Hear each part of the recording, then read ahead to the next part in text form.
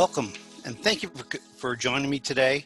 I really appreciate you taking some time to talk about systems. I know this is not sexy, and it's just something that seems dry, but it's absolutely critical that we look at these things. Systems are something that require more attention than we think. And that's why we want to talk about it today, and why they're important, what the purpose is, and how do you evaluate them, and then a little bit on the dark side of systems. And hopefully that you'll pick up a couple ideas here today. So I'm going to start off with uh, showing you a screen thing from a video, or from a movie from the 50s. It's called The Trouble with Harry, and you may or may not have ever seen this. This is an unusual movie made by Alfred Hitchcock. It's sort of a comedy. It's about death, so it's a little bit bizarre. But the premise of the movie is people just in this smaller town, they keep coming across Harry who died. Nobody knows why he died or how he died, or and they keep coming across his body, and they try to move it, and they don't want to be accused of murder or anything else, and so they hide it. And Harry keeps resurfacing, and it's pretty good, but it's a nice little movie. But the point is, this is a good metaphor for systems, because when they break down, they surface at the wrong time, these errors and problems. And systems, just we've seen it at the federal government level and state government level, and all our small businesses. All of a sudden you have a backup or a computer problem, and then the backup system isn't working. Those are the kind of things that we have to work on in advance, or else we run into some trouble. So anyway, if you feel like it, if you find this movie, it's worth watching. So why are systems important? And this is something that, if you think about a car and their braking systems, why do you have brakes? And the obvious answer is so you can stop. But if you go one step further, you have brakes so you can go fast. And that's the thing with systems, is they allow us to go faster because we can control it. And then we can do things with it. We can delegate it. And, we can streamline operations, all these things that we have to think about, and I put a couple ideas here of why it's important, improving service, reduce errors, maximize efforts, and consistency. That's something that systems allow us to do, is get consistent operations. How did McDonald's become a multi-billion-dollar organization? It's because of systems. It's not because of better hamburgers or better product. It's better systems. And that's the part that they really understood. So what is a system? And, there's a lot of different discussions on this, and you can have a hard system or a soft system. A hard system might be a production line that is going and things have to feed a certain way. A soft system might be how we answer the phone, or what clothes we wear, tying into branding and things like that. So it can be a lot of different things. These Zoom calls, I have to have some system for how I do them so I'm reasonably consistent with it. You may not like the outline that I send you, but it helps me think it through and keep the time frame in normal, within a 15-minute period. So systems can be standalone, they can be integrated, and then could be subsystems. But basically, system is an organized set of principles or processes that achieve a goal, whatever that is. So if my goal is to give you value, with this Zoom call, then I have to create the value in an orderly way, present it in a way that is going to be good for you, and I have to be consistent about it. And that's a system. You know, there's a lot of different things. Most people, when you say system, you're thinking about either an operational system or an accounting system. But systems are a lot more. You know, how you do your marketing, your sales. You know, these are all systems. Now, sometimes you don't have systems and you get unpredictable results. And that's where systemizing some things help. Sometimes you have to make exceptions, and we'll talk about that a little bit. But so what's the purpose of the system? And, you know, this is something that, you know, it's a little arbitrary, but this is the way I would look at it. And that is, you know, I'm showing all this stuff down here. You know, the producer, deliver goods or services, the support for the production, you know, like for instance, inventory ordering or training, things like that. How we sell goods or services, again, the system is just designed to support that. How we account and analyze operations, and how we protect the business. These are all systems. These are all the broader descriptions of systems. Most systems that you can think about will fit into one of these categories. And so we have to know why we're doing them, and that's where we define the purpose. So then so the next thing is, how do we evaluate the system? And one of the things I gave you was this little short form evaluation form. And it shows, you know, just the main areas of a business. And you could argue, you could add some others and delete others, but point is, in these areas, how would you rate your company as far as their systems? Are they working? Is your marketing working on all cylinders? You'd get a 5. Or sales working on all cylinders? Again, a 5. Are we delivering the goods and services? Nah, we're having a few issues. Maybe that's a 3 or a 4. You know, we evaluate this. This helps tell you whether or not your systems are working. Now, and then on the right side is, are they documented? And all of us probably have some things documented, but we may have only a fraction of what we need to document.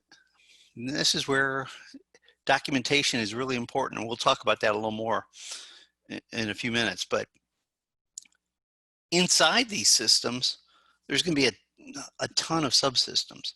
So inside your human resources systems, you might have 50 or 100 or 200 subsystems, and then subsystems of those systems. How you hire, how you place ads, how you evaluate. All of these are systems. And to the extent that we're consistent, it really is going to help us, because we're thinking things through and we're not reinventing the wheel. I mean, how many times have you come across something that's like, oh, I don't remember how I do that. And so you got to refigure it out. Creating the system, documenting it, that makes a big difference. So I encourage you to do something like this. But going back to how do we evaluate down here, you know, here's 6 questions that you can just think about. You know, first, is the system broken? You know, is it working? Is it not? Is it producing maximum results? You know, it may be doing well, or you may be having sales, or, you know, for instance, your sales system may be producing levels equal to prior year, but maybe it's only producing 50% of what it should be producing. Again, there's ways we can maximize this, and we're going to talk about that. Is the system simple? So the simpler the system, the better off we are. It's just the fundamental nature of systems. The more complex they are, the more they tend to break. You know, multiple people know how it works, you know, and then it ties to the one below it. Is it documented? And if not, can we document it? To the extent that multiple people know how and it's documented, and then we can replicate. So that's an important piece of this. You know, have we cross-trained people? And then have we tested it? You know, and this goes for every system. But I'll just use the obvious one. You know, when was the last time you checked your backups on your computer systems? For most of us, it's like, ooh, we probably should do that. Been meaning to do that. And so that's where getting a rhythm with, like, and we talked about this a few weeks ago on our monthly management checklist, is getting in a rhythm of once a quarter or once every 6 months, we check the backups. That's a piece of our risk management. We have to get it systemized, or else we're going to forget to do it because there's too many other priorities that are going to come up. So all of these are good there just to indicate, is it an area we should dig a little deeper into?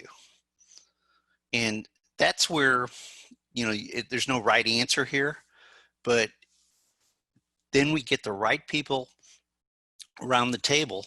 You know, get your management team, you may get an outside advisor like myself involved, and you brainstorm a little bit. What's working and what isn't? So what does this gain us? Well, you know, we can improve our key performance indicators. And this is an area that it's really hard to say how far you can go with this, but we talked last week about 4 ways to grow your business and, you know, about improving our metrics. And then, you know, the first 3 ways, they were all tied together by evaluating our systems and improving our systems. So if we have a conversion, you know, if we get so many leads a month, and if we typically convert 10% of them, if we can move that 10% to 15%, we got a 15% increase in sales. That's the power of systems, because in most small businesses, there's normally some potential for that. Almost, I mean, this is not 100% universal, but most small businesses, the best salesperson is the owner, because he knows the customers and he knows the product and he understands it the best. And he could convert a much higher percentage of leads. Well, can that be replicated? And the answer is yeah, because sometimes the owners aren't geniuses. They just know what they know. So that's a matter of systemizing it. And you get a good salesperson, they can figure it out and they can start replicating. The other big piece of systems is that it can reduce waste. By looking at this stuff, we streamline it, we cut out some stuff that we don't need, and boom, we've saved a lot of time or money. But this leads to, you know, there's so many positives with systems, but there are some dark side things. And that's where, you know, that there's some things that can happen that we have to talk about, because it does require maintenance. And I'm going to show you a definition that is a little out there for an accounting firm to be talking about. And it's the second law of thermodynamics. And this says the total entropy of an isolated system can never decrease over time, and it's constant if and only if all processes are reversible. It sounds like a lot of gobbledygook, but if you take this and tear it apart, what it really means is closed systems will tend towards disorder over time. And that's where, you know, if we think we got a system in place and we never touch it, then it will tend towards disorder. And if you think about a small business as a series of systems, too many small business owners, they are a closed system. You know, mom and dad, you know, evaluate the business, they do the marketing, they do the books, you know, and they're doing that at night, and they're making their decisions based on the best way they can, based on what they know. They don't have outside input. And when you don't have outside input, you become a closed system. Now, you can change this by getting outside advisors. You can involve your team, involve management group, whoever. You can start getting additional input. But the point is, systems will tend to break down. And it's true of a small business, and it's true of individual systems. Now, some systems are going to last longer than others, but if you think about a website, you know, how many, you can tell instantly by looking at most websites if they've been created this decade, or in the last decade. You know, and when they're not, you just, you tend to move on, and they're not going to serve their purpose. So that's where, I want you to think about that, because systems need maintenance. They need, a lot of input. They need energy. They may be working, but they are not maximized. You never get to a point where they're finished. You get them to where they're working well, and maybe you have to go to another system to work on that. But you always have to keep circling back, saying, how are these things doing? Is this working well? And you keep touching it and maybe tweaking it a little bit. But this where systems will allow us to go pretty far, pretty fast. But then there's also need for exceptions, because you may have certain policies for acceptance of new customers. Well, there may be a really good potential, but it doesn't fit your standard policies. That's something you may have to have people understand what they can do and what they can't do. And, sometimes you have to make exceptions. And then the major disruptions like what we've had here show some weak links, and it gives us some opportunities to actually fix some things. So that's really it with systems. So the key takeaways, and I'd like for you to just think about this. If this is not something you've focused on in the past, I would strongly encourage you to read a book called The E-Myth by Michael Gerber. That just really helps small business owners think through what is needed for systems, because they will increase your profitability if you get them done right, and they'll improve your life balance. So you're delegating more, you're getting your team involved, and just the act of documenting. People don't they cringe when they see that, but when you start documenting stuff, boom, it improves things immensely, because you start looking at it closer. So anyway, that's what I wanted to cover today. I really appreciate your time. Now I'll take a few questions if anybody has any. Throw them in the chat box, or you can shoot me an email and I'll be checking that. So let's see, got a couple here already. How do you know which systems to work on first? I may have a low rating on one section, but it may not be the most important right now. I may need sales, so I may not want to work on my office admin procedures. Yeah, this is one of those, you have to do what you got to do to generate, the sales you need, especially as we're coming out of COVID-19 issues. But you also have to periodically make sure these systems are evaluated and fixed, because like trouble with Harry, they come back and surface at the wrong times.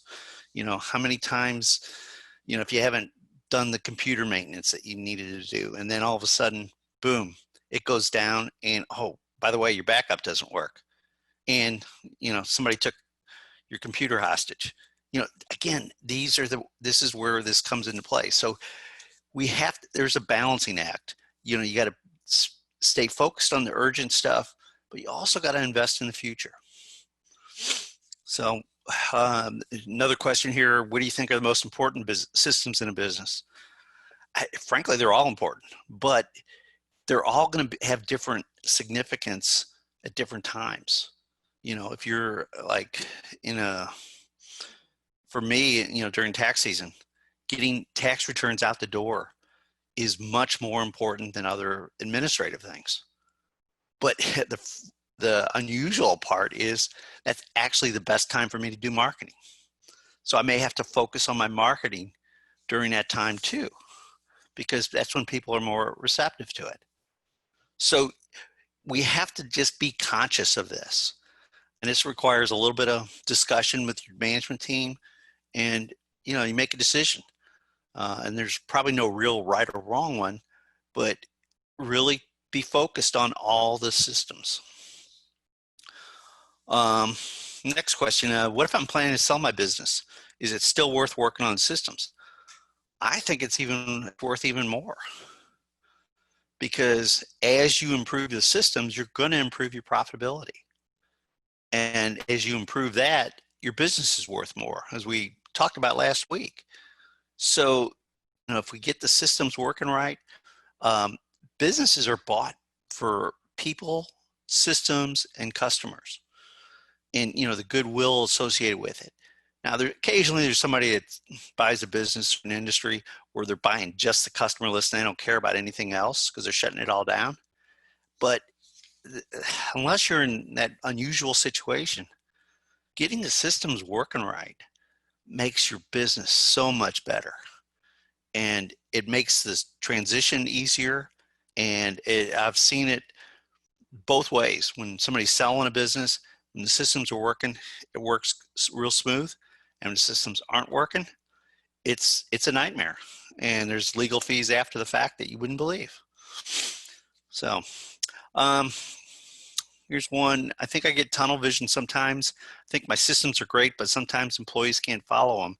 Can you facilitate stuff like this for us? Yeah, I'm glad to help you with the systems.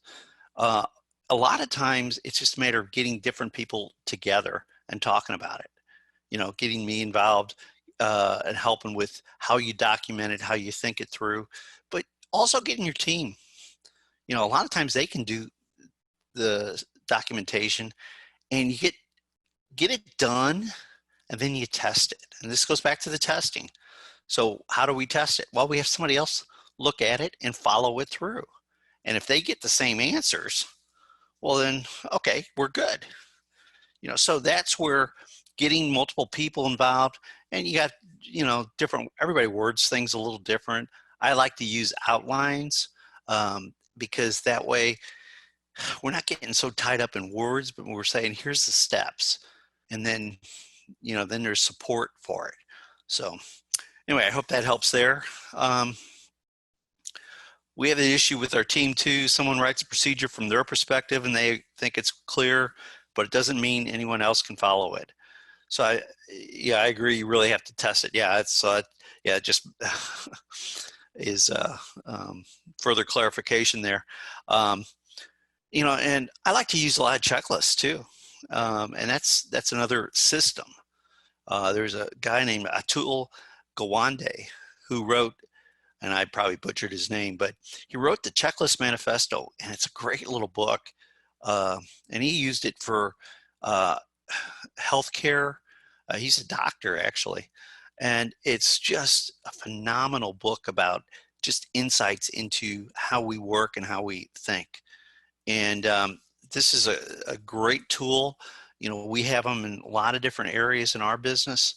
And that's another way of, you don't have to document necessarily everything, but it breaks a big process down into smaller chunks and makes it easier to use. So I think that was, let's see. Oh, there was another one here. Explain documentation sheet a little bit.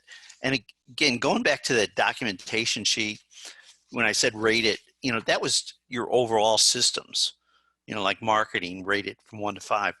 But what you really have to do is then create a list of all of the subsystems inside marketing. And then are they working? And then are they documented? And this takes a while. And so you can't do it overnight or anything, but you really have to start breaking it down into what's there and what do you need to focus on. Let's see if there's anything else here. I think that's pretty much it for the questions. If you have any other questions later, please let me know, shoot me an email. I'd be glad to help you. And if you need help with any of the documentation and development of systems, I'm here to help. Thanks again. I hope you have a great weekend. We'll talk to you soon.